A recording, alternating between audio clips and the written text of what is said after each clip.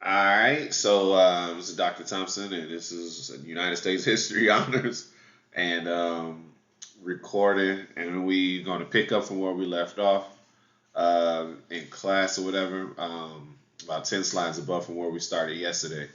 And so now we know that Germany invades France, to which was allies with Great Britain and USSR, but because of the non-aggression pact, Russia and Hitler are friends now. So France get invaded um, after a poor attempt to stop Germany from coming in, and that happened in June 1940. So that leaves Britain to defend itself, and that leads to the Battle of Great Britain, to where Britain did eventually win this battle after suffering heavy losses. However, they used the radar technology to shoot down 175 German planes, and this proved very early in the World War II, as far as European war is concerned. It proved that Germany could actually be stopped if you stayed ahead of them, either technologically or stayed ahead of them, just being smarter than what they were doing. Um, so Jesse Owens was the black track and field athlete that competed at the Berlin Olympic Games in 1936, winning 4 gold medals. And this proved that blacks were not as inferior as the Nazis and the Aryan nation has said they were, or other nations were, other ethnicities and races were. So that leads us to where we began yesterday with the Holocaust. And beginning on April 7th, 1933, Hitler ordered all 9 Aryans to be removed from government jobs. This began the systematic campaign of racial purification that eventually led to the Holocaust, the murder of 11 million people across Europe, more than half of whom were Jews.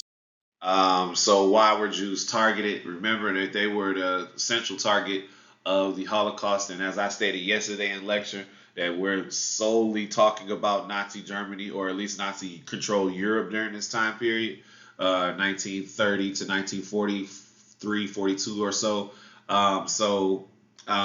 We won't talk about the instances that happened in world history as it relates to what happened to them in Spain, what happened to them in Egypt and other regions of the world. That's not for the discussion now. But why Jews were targeted, or at least what Adolf Hitler encouraged people to send the hate to these people during this time, was largely because of their religious ideology and the doctrine of them not believing that a man could be a god. So Christians would naturally not like Jews, or at least have some type of hatred towards Jews, and that was another scapegoat reason to choose them. Another thing would be the Jews were of a different race, and so there was xenophobia outside of just racism, not only because they looked different, but because they practiced different traditions and morals than people of that particular nation, even though they might have been citizens there. And so another thing, or more importantly, what Adolf Hitler claimed, which was entirely not true, was that Germans blamed Jews for their defeat during World War One, saying that because they had certain jobs and that they sided with the oppressor, or at least the Allied nations, to help get Germany defeated, which was just not true at all. So those were the reasons. So Jews lose their rights. In 1935, Nuremberg laws stripped Jews of their citizenship, their jobs, and their property, forced them to wear bright yellow stars beginning in 1934.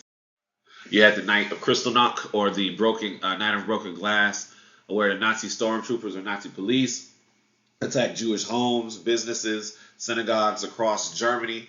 Over 100 Jews were killed, hundreds of more were injured. 30,000 Jews were arrested. This was an opportunity for the same thing that the Nazis did with Poland, and invade Poland, and get them to go ahead and say, "Oh, it was the Poles who invaded first," and kind of lied. This is the same thing to which they did with the Jews, and even uh, so we know that some Jews, in one particular instance of Jews flooding Germany or Europe during this time period, was the plight of the St. Louis passenger ship. We know that many Americans feared Jews would take jobs. This is the same thing that happened during the Great Depression when they sent the Mexicans out of the country. They asked, they already had a high quota limit on how many people could come from Asia. Blacks were last to be hired and first to be fired. So this is the same rhetoric. In continuation, the German ocean liner holding almost 1,000 Jews passed Miami in 1939. But Jews were rejected entry and the ship returned to Europe, and more than half of these 943 passengers were later killed during the Holocaust. So that led to Hitler's event, final solution, where he was trying to rid Europe of Jews. We know that Germany had some of the fewer amounts of the Jews during this time period because many of them were leaving, but they ended up in Poland and Russia. And so we know that a lot of the atrocities would occur. And this was a policy of genocide where it was deliberate, meaning that they thought about this in a slow manner and took their time to put together a system of killing the Jewish population in Europe, even though we know that it was not just solely them, as we discussed yesterday and we will again discuss today. However, now we answered earlier why Jews. Now we're answering, well, just how, as far as not exactly what are you going to do, but more so of,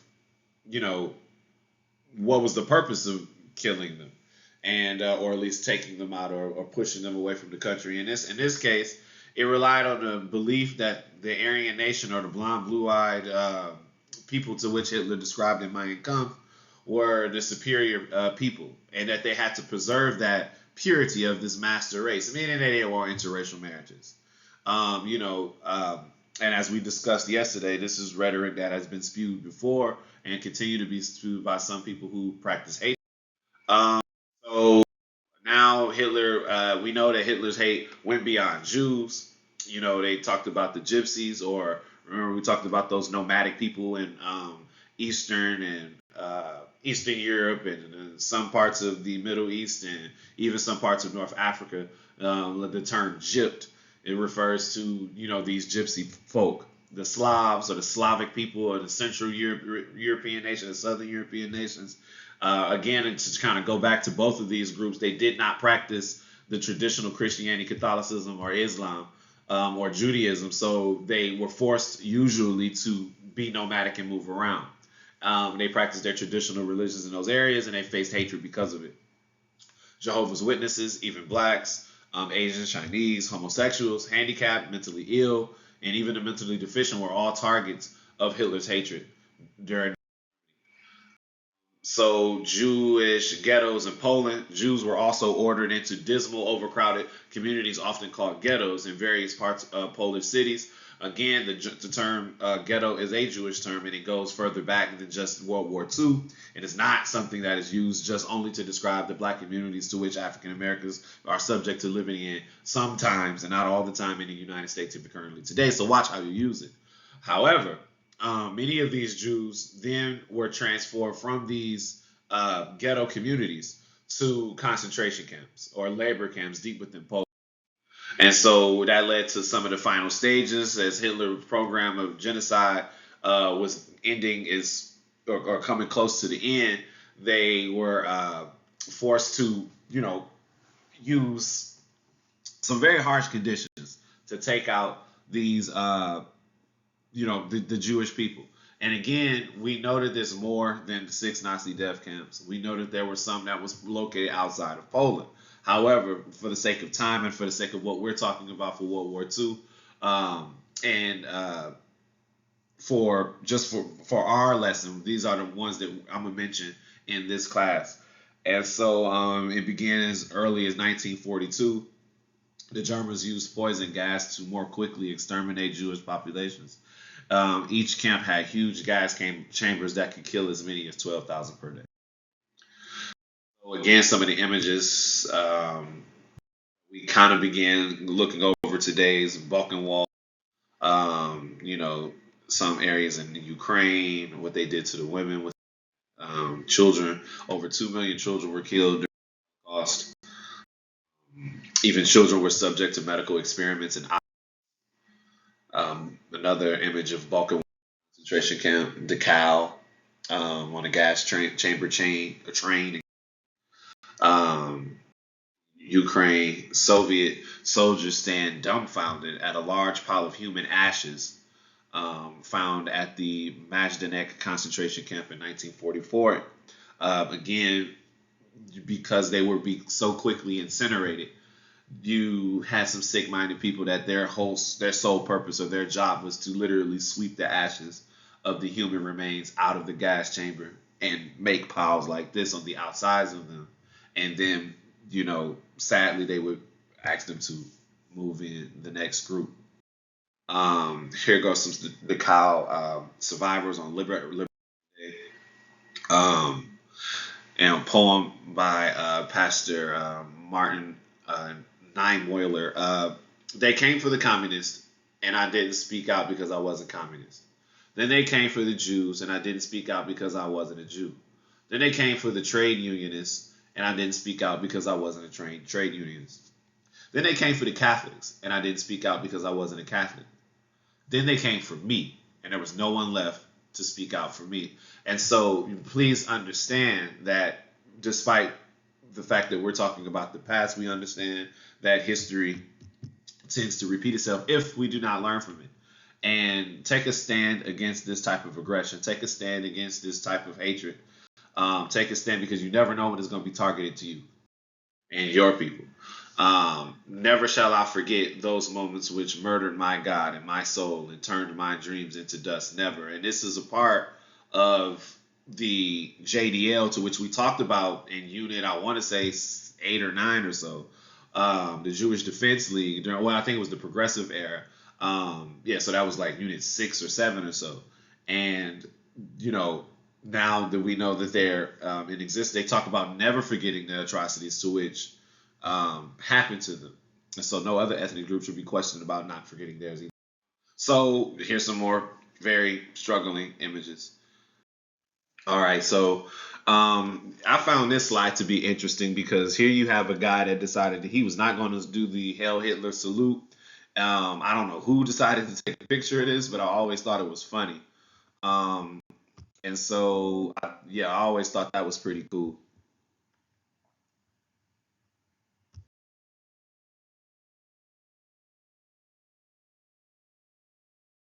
Walter Roth, the SS colonel who invented the mobile gas chamber, was responsible for murdering almost 250,000 people. Managed to escape justice. After World War II, he was arrested by the Allied forces in Milan. He escaped from prison a year later and took refuge in Chile, South America. In 1961, a warrant for his arrest was issued, but the Chilean Supreme Court refused to extradite him because the statute of limitations had expired. Ralph lived as a free man until his passing at the age of 77. Now, we talked today about the Nuremberg laws, but eventually trials were put in place by a world court, to which we'll talk about all of that as not the League of Nations, but United Nations would be eventually formed to try to stop these type of atrocities from happening again.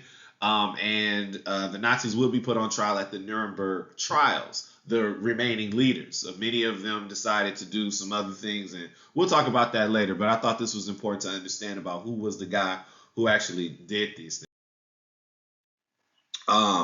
One of my favorite movies is loosely based on the activities of some other resistors of the bad things that happened during World War II to the Jews. And this movie is called Inglorious Bastards. Okay, it actually did happen. Though people may agree that the real version may be a bit more terrifying. Meet the Nakam, a partisan group made up of former Holocaust victims. They found out that most German soldiers were about to walk free from their crimes and went undercover to assassinate them. Among the things they did was sabotaging their enemies. Was their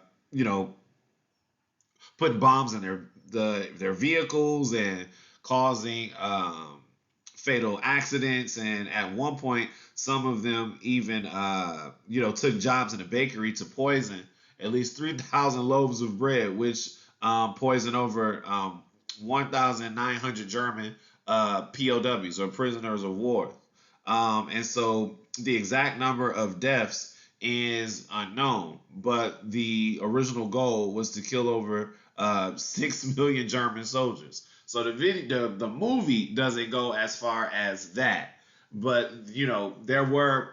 The point of me telling you this is that there was resistance to the Holocaust in various views. There's some and less extreme, a lot more extreme.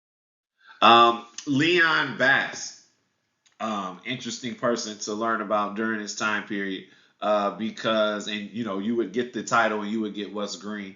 Leon Bass was a Black World War II hero that liberated the first set of Jews from the Buchenwald concentration camp. Born in Philadelphia, interestingly enough, he served in a volunteer unit in Alabama and in Florida. And he was involved in the Battle of the Bulge, which was a turning point in World War II. We'll talk about that battle later on, but that is Mr. Leon Bass. So as far as African Americans ever meeting Adolf Hitler or any of these, as far as like African Americans, we have Dr. Milton S.J. Wright. He was an African American academic born in Georgia that earned his PhD in Germany in 1932. And he studied economics of Africans in Europe. And Hitler allowed him to have an audience for interviewing him. He went to interview Adolf Hitler and to kind of discuss, because remember, this is a time where the Nazi Party was still a trade labor union. It hadn't quite turned into the Nazis that would eventually take over and run Nazi and eventually try to take over entire Europe. And so Hitler pointed out that American blacks have no voting rights. He pointed out and criticized them for being docile about their oppression, saying that Negroes must be definitely third-class people to allow whites to lynch them, to beat them, to segregate them without rising up against them. Hitler, said these things to Dr. Wright in this interview, and Mr. Wright used it in his dissertation to kind of discuss some of the issues that was happening to blacks in America during that time. He is said to be the only black man to have ever had a conversation with Adolf Hitler. Hitler's views on black Americans as a whole. He said this in his book, Mein Kampf. Don't you think your people are destined perpetually to be slaves of one kind or another? Yes, your people are a hopeless lot. I don't hate them. I pity the poor devils. All right. So, why am I even teaching you this? Just first and foremost to let you know that his hatred did not go as far just to Jewish people. And he made mentions of a lot of different people, but considering that many of you all are a minority group to which I teach, I just wanted to let you know how he felt particularly about one particular group. So starting another section, and again, there's one more section that we have. America moved towards war after this. There was a cash and carry policy that Roosevelt persuaded Congress to pass, kind of moving away from the neutrality laws. That was like, hey, we not sending money or guns to any nation at war.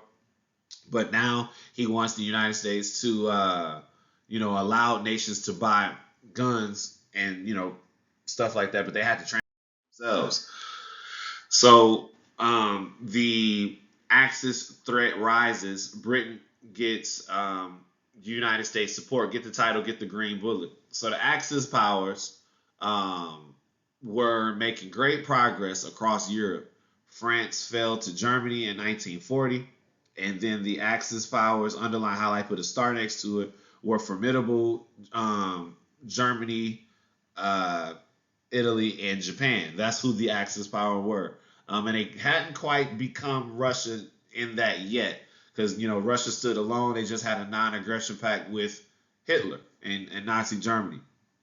And so, hoping to avoid two ocean war, FDR scrambled to support Great Britain. He proved 500,000. He provided 500,000 rifles and 80,000 machine guns and numerous ships. Remember, you were getting the title and the green. FDR wins again. So meanwhile, in the United States, Roosevelt got Congress to increase spending for national defense and reinstituted the draft. FDR ran for and won an unprecedented third term in 1940. He was the only president in the United States history to actually run for 3 terms in office and actually win. And the reason why is because the majority of voters were unwilling to switch presidents during such a vital time in history. So that's the election results. The Lend-Lease Act, get the title and get what's green. So to support Britain, FDR established the Lend-Lease plan, unlike how I put a star next to it, which meant that the United States would lend or lease arms to nations whose defense was vital to America. So again, just like World War I, we were largely getting involved because we were trying to protect our economic interests in those countries for our allies. Same thing in this case. And so America is becoming the great arsenal of democracy, which is supplying weapons for fighting democracy for countries that are democratic. So U.S. supports Stalin, which in June of 1941, Hitler broke their agreement made with Joseph Stalin in 1939. Remember that non-aggression pact that I was just discussing? FDR began sending Lend-Lease supplies to the USSR, which was kind of a political good move. Even though Russia wasn't doing some of the best things that Stalin did, he was murdering millions of his own citizens at a time. And, he even supported Hitler and invaded Poland, which was an ally to Great Britain and France. And those nations are allies to the United States. I think, and history has proven, that the United States supporting Stalin made it much easier for the United States to defeat Germany in Europe. Because it would at least lay down those countries that USSR had at his feet, or Stalin had at his feet, Russia had at their feet, and laid them down and at least freed those people for the moment. And the United States wouldn't have to bear the brunt of the war to fight both Russia and Hitler. And so they sided with they sided with Stalin and supported Stalin. German U-boats traveled in wolf packs at night, torpedoing weapon shipments headed for Britain and the USSR. And so FDR at the time, okayed the United States warships to attack U-boats in self-defense. So it wasn't like the United States was trying to fight against Germany. They just supported Stalin. And it was like, if you hit me, I'm going to hit you back kind of thing. And so that's what at that point. So the Atlantic Charter, get the title, get the green bullet. And so in late 1941, FDR and Great Britain Prime Minister Winston Churchill met secretly and agreed on a series of goals for the war. Remember, Britain had saw a little bit of success in defending itself at the earlier parts against Germany, but did not know, how that they would continue on without completely depleting their army. And so to get a little help from the United States, from their ally, would have been, a tremendous help. But again, United States is not fully in this war. We're not suited and booted and going and sending soldiers. So among the goals were collective security, disarmament, self-determination, economic cooperation, and freedom of the seas, as far as people being able to travel how they want and trade where they want using their ships. So this Declaration of the United Nations, also known as Declaration of Human Rights, was signed by 26 nations. This would lead to the UN, or the United Nations, that would become the one we know today. So this happened before World War II even. So some funny information on this guy, and we're coming to a close. I got about a minute or so. I wanted to do at least a 25-minute little lecture or whatever reviewing. Tomorrow's review or the next video review won't be as long as this one. But Winston Churchill is regarded as one of the greatest wartime leaders in World War II. As Prime Minister, he rallied the British people during the Second World War and led his country from the brink of defeat to victory. The crazy fact about him is that he liked to parade around his office naked. Both FDR and his son Elliot had run-ins with naked Churchill. In Elliot's case, Churchill had specifically requested to meet with him. He walked into Churchill's office to find him standing completely naked with a cigar in his mouth, dictating a letter to his male secretary. All right, so we had some very interesting people that was involved in this stuff. But now United States is getting involved. Japan attacks the United States. Japan launched an attack on an American naval base, and make sure you get the title and get the 2 green bullets. And Japan had been expanded to in Asia since the late 1930s. We talked about that when they invaded Manchuria. Early on, the morning of December 7th, 1941, Japan bombed the largest American naval base, Pearl Harbor, Hawaii. Underline, highlight, put a star next to it. This event forced the United States into World War II. This event forced the United States into World War II, Pearl Harbor. All right, and so this is where we're ending our lecture today. We'll pick up from here on tomorrow. Have a good day. Learn something.